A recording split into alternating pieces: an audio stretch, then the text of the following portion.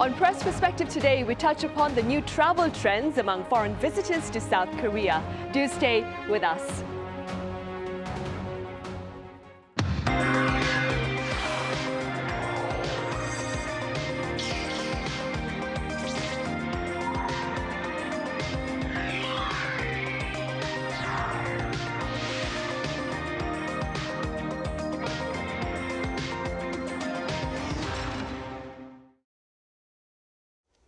Hello, welcome to Press Perspective for this Friday, February 20th here in Seoul. I'm Min Sun-hee. Today, we talk about tourism here in South Korea as growing interest in its culture leads to greater numbers of inbound travelers. For more, I have Celio Fioretti with French daily Le Croix here in the studio. Celio, welcome back. Hope you had a great Lunar New Year holiday. A wonderful one, and you? I had a good one. I love the fact that we get to celebrate the New Year twice. And over in Busan, I have Chris Tharp, a contributing writer for British daily The Telegraph. Chris, it's lovely to have you with us. Great to be back as always. Thank you. Lovely. We shall start here in the studio. Celia, let's start off then with details regarding the outbound travel by South Koreans and the inbound travel by foreigners during this week's Lunar New Year holiday. Yeah, during this week, we have seen a strong momentum of both outbound and inbound by South Korean and inbound from Chinese tourists, mostly. On the inbound side, Seoul is one of the most popular destinations this year, especially for Chinese tourists during the Chinese 9-day Golden Week. Market suggests that it's around 250,000 tourists came to South Korea over the holiday period. It's an increase of 52% for the Chinese tourists alone compared to last year. And travel platform also shared that Seoul is ranking first among destinations, topping Hong Kong or Macau in the region. And this surge is largely driven by the mutual visa waiver policies. Since September, Chinese group travelers or 3 or more have been able to enter Korea without a visa, so that really facilitates any travel plans for tourists. And the trend in flight also between Korea and China increased about 25% year on year, reaching roughly 1,300 flights connecting the two countries.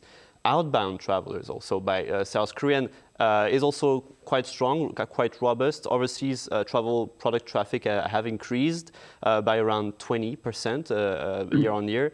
And Japan remains the top destination so far, but we've seen a lot of surge, a big surge in destination for China. Same goes with the visa waivers. And it's an increase of around 83% compared to last year.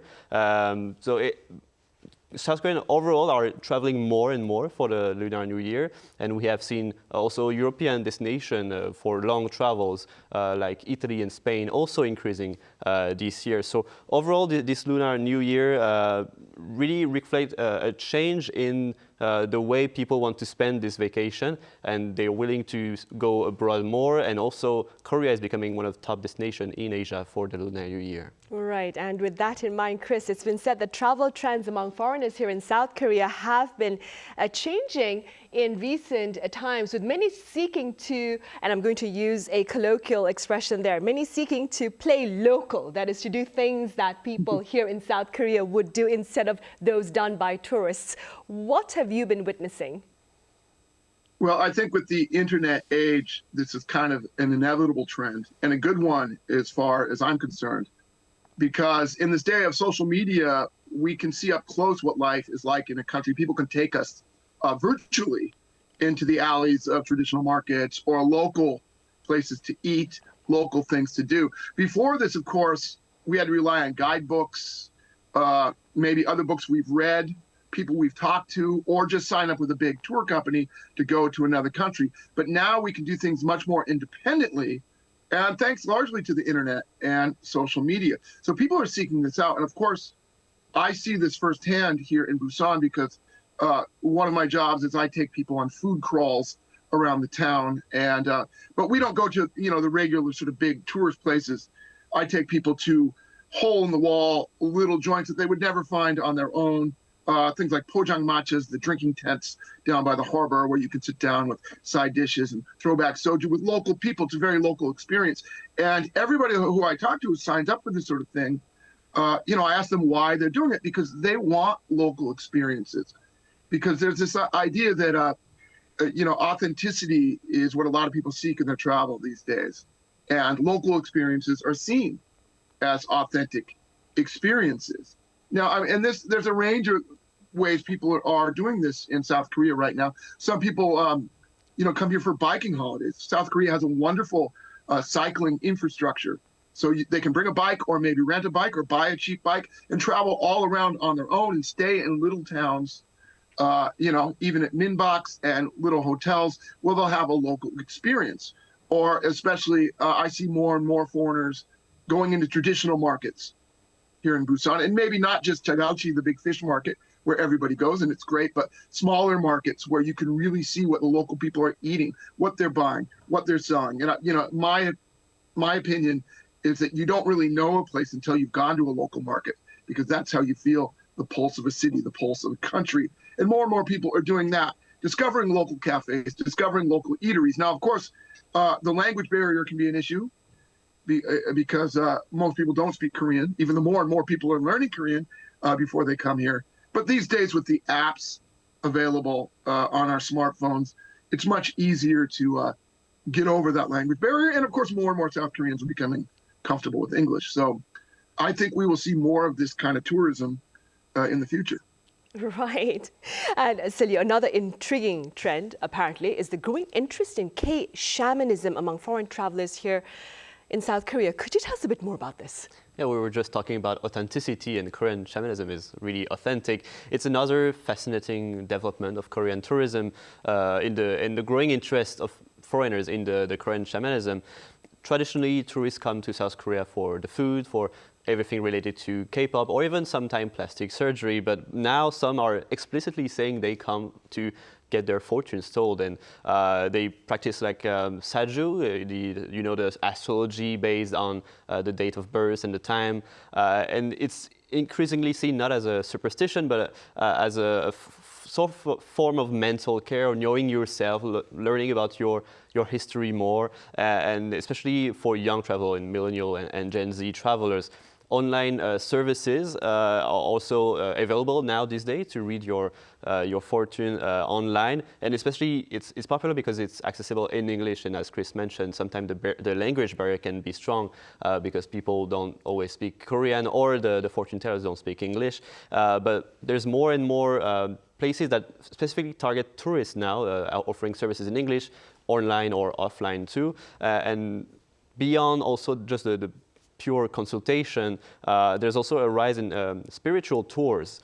For example, guided visit to shamanic sites in the mountains, everything tied to spirituality, rituals, and you see people learning about it, having a guided experience, showing like a painting or a place where people practice ritual, or even crafting some object related to that. And it's also the trend we see also these days in K-drama, even we can mention the K-pop Demon Hunters, that was a big hit abroad, touch a little bit upon that spirituality sphere in Korea, and people are really attracted and curious about it. So we're really seeing now an increase, but also even for Koreans themselves, seems to be a bit more interest into that. So it will be interesting to see the development of that trend. Right, definitely. I wouldn't mind taking a tour of the spiritual tour, you said. Chris, also as part of playing local, young foreign travelers are known to head to South Korean convenience stores. And related findings by one convenience store chain lists the popular items depending on which countries the visitors are from. What are your takeaways, Chris? This is really fascinating. Now, of course, I can speak from my own experience when I first came to South Korea. The convenience stores were kind of a wonderland for me, because they're very different than what we have in the States, with all sorts of different products. And of course, over the years, they've just gotten better and better. Now, this trend first happened perhaps in Japan, where Westerners would be hypnotized by the magic of the Japanese convenience store. And Korea has sort of taken the mantle now of what that means. So, yeah, this particular chain released data corresponding to visitors from each country of what they were buying. And so I'm just going to kind of go through what the takeaways are here. And first of all, they talked about the Chinese visitors. Chinese visitors, like all visitors were big fans of banana milk. Banana milk is the biggest seller for all 4 countries that they included the data for. But that was number 1 for the Chinese. Strawberry milk was number 2. Also, the Peace -1 highball drink, which is an alcoholic beverage, which I know in Western countries you don't really get them. Maybe in China, but highballs have become kind of a popular way to have a bit of alcohol in a flavorful way. Big ice cups are a big seller, especially I'm sure in the summer. You can get all sorts of things to drink and put them in a big ice cup or just suck on the ice. And also latte ice is water. Water is always going to sell because people need water, and especially when the weather, of course, is hot and humid in the Korean summer. Next up was the USA. USA, number 1 was banana milk. Number 2, again, was a kind of water, a brand of water. Number 3 was the bulgogi gimbap. Now, this is interesting because gimbap has become known and popular among stands of K-pop and, of course, all sorts of Korean content. They see gimbap being eaten in the dramas and the shows and the movies. So you go to a convenience store, maybe the first thing you do is buy some gimbap. Coca-Cola, unsurprisingly, is popular with Americans, as is the big ice cup. The Japanese are really into these yogurt snacks. It's a cereal and yogurt snack. The Taiwanese across the board love these protein drinks, chocolate, pistachio, and strawberry. Evidently, these were fueled by online influencers, travel influencers, talking about going to South Korea and Taiwan, and they recommended these drinks, and the Taiwanese are buying those by the liters. And for alcohol, highballs are winning with the Chinese, the Japanese, and the Taiwanese. And Americans like cold beer, especially cold cans of Korean beer, which are available everywhere. Right. Banana milk. Banana milk was a favorite of mine when I was growing up. Chris, with regard to the southern port city of Busan, apparently the city saw a record number of foreign visitors last year. What more can you tell us about this particular reality, including its reasons and its broader implications? Yeah, this is interesting and very good news for Busan tourism, of course. It was Busan's biggest year with 3.6 million tourists, which for Busan is a banner year. It's never happened before. I think 2016 was the last time we had anything close, and it was like 1 million less than that. This is up 24.4% from the last year. So that's a massive increase. By nationality, Taiwanese were the most, followed by Chinese, Japanese, and Americans. And about 1 in 5, they say, I'm crunching numbers here, but these are important. 1 in 5 tourists that came to Korea came to Busan. And even though that's only 20%, that's still a big jump because a lot of people just come to Seoul and they might go to 1 or 2 other places. But Seoul still gets the lion's share of visitors. Fair play. It's the big city. Half the population lives there. But it's good news that people are moving beyond just Seoul and discovering more of Korea. Busan is obviously one of the biggest choices to do. Following that, maybe Gyeongju, of course, and places like Sokcho and Jeju Island. So this has brought a lot of money into the economy. 1.531 trillion won came into the economy here in Busan. And so the Busan government hopes to increase this to 5 million visitors by 2028. And we're seeing a lot more mainland Chinese visitors. Taiwanese come to Korea in droves. They love South Korea. It's a very popular destination. But now, with tensions between Japan and China reaching kind of a fever pitch right now, a lot of Chinese are tilting towards South Korea as a tourist destination. So I think we can expect a big rise in tourism in both the country and here in Busan. And also given the BTS World Tour scheduled in June, I think maybe there'll be a concert here in the port city. So things are looking pretty rosy down south for tourism. Right. And with regard to Busan, Celio, you were recently there for a history tour. Tell us a bit about that.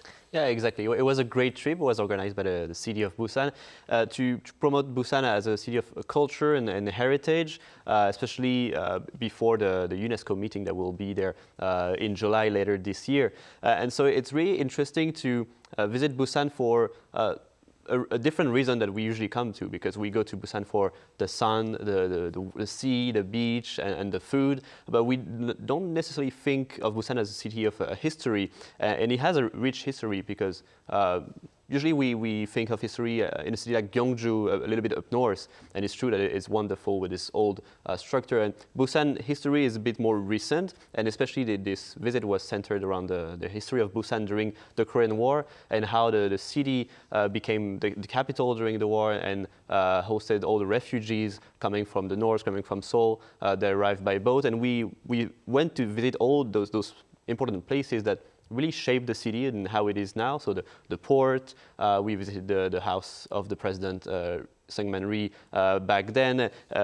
And we can really see, thanks to the guide also that was really knowledgeable about this side of the history, how the city built itself with suddenly a million refugees, shaping the cultural food also with, we know now the milmyeon, very famous, the cold noodles in Busan, and how they created that, how the city urbanism was shaped around all those refugees, and how the city became the capital of Korea, the beating heart of Korea. And I have to say it's quite underlooked part of Busan, even for locals. Many people were asking us, they didn't even know like this building was had a historical significance, and I think the city did a really good job at preserving, maintaining, and now trying to promote these buildings, because they're really outstandingly like beautiful and well maintained, well renovated, to make people and tourists visiting them feel comfortable and understand all the history around it. So I guess now the next step is to also attract foreign tourists to that. And I'm sure the UNESCO meeting in Busan later this year in July will help to raise, to shine the light on this historical aspect, this heritage that Busan has a lot of it, and it will be great for more people to know about it. Right, for sure, for sure. Chris, on a more cautious note, I believe in a report, in a coverage that is, of tourism here in South Korea, you also touched upon some of the concerns with regard to tourism. Do you care to elaborate? Yeah, in a piece I did recently for the Telegraph, I was talking about the boom in South Korean tourism, but yeah, also touched upon maybe the dark side or the undesirable effects of over-tourism. And so for that, of course, you could look to Europe, where over-tourism is a problem, especially places like Barcelona and Venice, and a lot of the locals are reacting against that, even sometimes with squirt guns against the tourists in the summer. In Japan, we're seeing it, and I think Japan's probably the best model to use for South Korea. Places like Kyoto, where it's overcrowding to such a point where people can't move in the streets. And even there's a convenience store in a small town that offers a very good picturesque vista of Mount Fuji, which was getting overcrowded, that they've shut down. So we're seeing that here, just the kind of grain of that in South Korea. Probably it's happening in Seoul. Most Bukchon Hanok village has become over-touristed to the point where they have a curfew. I believe you have to pay a cover charge to go there, because the residents can't get any peace and quiet with the crowds of tourists in this small, quaint village. In Myeongdong, in kind of central Seoul, is seeing the same thing. We get large groups clogging up the sidewalks. And what this does is, aside from just making it kind of unpleasant for everybody, it can create resentment with the local people against tourism, which is the last thing we want to do, because, of course, you talk to 99% of any Koreans, they love tourism. They want people to come here. Of course, it's great for the economy, but Koreans are also very proud to show their culture to the world, to show their food, to show their absolutely amazing accomplishments, both in the history and in the modern age, where they built these amazing cities. So hopefully, as tourism grows in this country, and I believe it will continue to do so, we will find ways to do it in a responsible manner, where we will not have over-tourism and overcrowding and cause the very people who it should be benefiting to react against it. That being said, then the difficult question to Celio, the million-dollar question: how do we ensure, what efforts do we put in place to ensure that travel is sound and safe? Well, I would say first is a lot of indication about also signs in English to make sure the tourist knows how to navigate around the city, and also making it accessible, I would guess online platforms in advance so that people can come and know exactly what they were looking for and all that kind of stuff. Yeah. Right, for sure. All right. Perhaps then in the near future, you can take me on a history tour to Busan, where Chris, of course, can take us to Pojangmachas in the evening for dinner. All right. Celio, thank you so much for your time and your thoughts. And Chris, as always, over in Busan, thank you very much for your insights today. Thank you, Sunny. All right, that is all the time we have for this edition of Press Perspective. As always, thank you for watching. Have a great weekend. See you same time next Monday.